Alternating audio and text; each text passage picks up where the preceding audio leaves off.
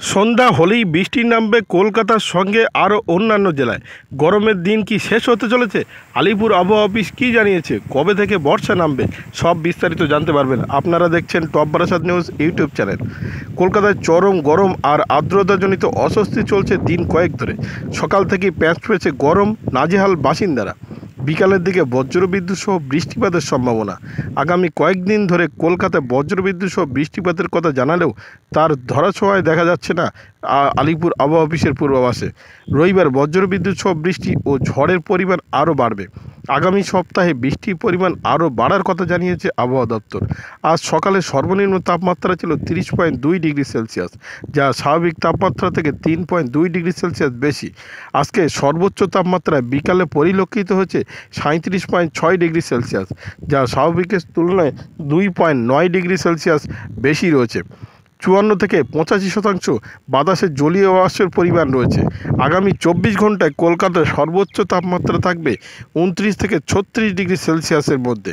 আগামী 2 থেকে 3 ঘন্টার মধ্যে ঝড় বৃষ্টির সতর্কতা জারি করেছে আবহাওয়া দপ্তর। আগামী 2 থেকে 3 ঘন্টায় ঝড় বৃষ্টির সতর্কতা থাকছে দার্জিলিং, কালিম্পং, জলপাইগুড়ি জেলায়। বজ্রবিদ্যুৎ সহ বৃষ্টির সঙ্গে বইবে 40 থেকে 45 কিলোমিটার গতিবেগে দমকা ঝোড়ো হওয়া। বজ্রপাতের আশঙ্কাও করছেন আবহাওয়াবিদরা। দক্ষিণবঙ্গের মুর্শিদাবাদ এবং উত্তরবঙ্গের মালদায় সকালেই ধেয়ে এসেছে ঝড় বৃষ্টি। টানা বৃষ্টি চলছে আলিপুরদুয়ার এবং কোচবিহারে।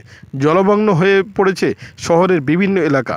আলিপুরদুয়ারে 1, 8, 9, 20 নম্বর সহ বিভিন্ন এলাকা জলমগ্ন হয়ে পড়েছে।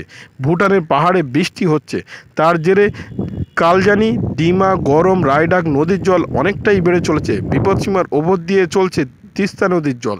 সর্বত্র সতর্কতার দৃষ্টি রাখছে সেচ দপ্তর। আবহাওয়া দপ্তরের পূর্বাভাস অনুযায়ী ধূপগুড়ি সহ গোটা ডুয়ার্স অঞ্চল জুড়ে বজ্রবিদ্যুৎ সহ বৃষ্টির সতর্কতা জারি রয়েছে। জল বাড়তে শুরু করেছে ডুয়ার্সের বিভিন্ন নদীতে। শিলিগুড়িতে মেঘলা আকাশ, দার্জিলিংয়ের মেঘের ভেলা নীল পাহাড়ের কোলে। কোথাও কুয়াশা, বৃষ্টির সম্ভাবনা। কালিম্পংয়ে বৃষ্টির পূর্বাভাস। তাপমাত্রা 21 থেকে 22 ডিগ্রি সেলসিয়াসের আশেপাশে ঘোরাফেরা করছে। কোচবিহারে দিনভর বৃষ্টির পূর্বাভাস, ভিজবে শহর। তাপমাত্রা 25 থেকে 27 ডিগ্রি সেলসিয়াসের আশেপাশে থাকবে। উত্তর দিনাজপুরে মেঘলা আকাশ, সর্বনিম্ন তাপমাত্রা 27 ডিগ্রি সেলসিয়াস। ইসলামপুরে মেঘলা আকাশ থাকছে, সর্বনিম্ন তাপমাত্রা থাকবে 26 ডিগ্রি সেলসিয়াস। গঙ্গারামপুর মেঘলা আকাশ থাকবে, গঙ্গারামপুরের সর্বনিম্ন তাপমাত্রা থাকবে 26 ডিগ্রি এবং সর্বোচ্চ তাপমাত্রা থাকবে 36 ডিগ্রি সেলসিয়াস।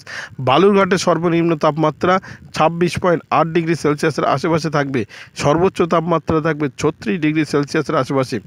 এবার আবহাওয়া দপ্তরে বড় খবর দিল। দক্ষিণবঙ্গের পশ্চিম দিকের জেলাগুলিতে দাবদাহ আর বাকি জেলায় চরম গরম বাড়বে আর অস্বস্তি। সোমবার দক্ষিণবঙ্গে ঝড় বৃষ্টির পরিমাণ বাড়তে পারে বলেই অনুমান করছেন আবহাওয়াবিদরা। মঙ্গলবার থেকে বৃহস্পতিবারের মধ্যে বর্ষা আসতে পারে দক্ষিণবঙ্গে। আগামী 4-5 দিনে উত্তরবঙ্গের বাকি অংশে এবং দক্ষিণবঙ্গের কিছু অংশে ঢুকে পড়বে দক্ষিণ পশ্চিম মৌসুমি বায়ু। ইতিমধ্যে সচল হয়েছে মৌসুমি বায়ু, এমনটা জানিয়েছে আবহাওয়াবিদ।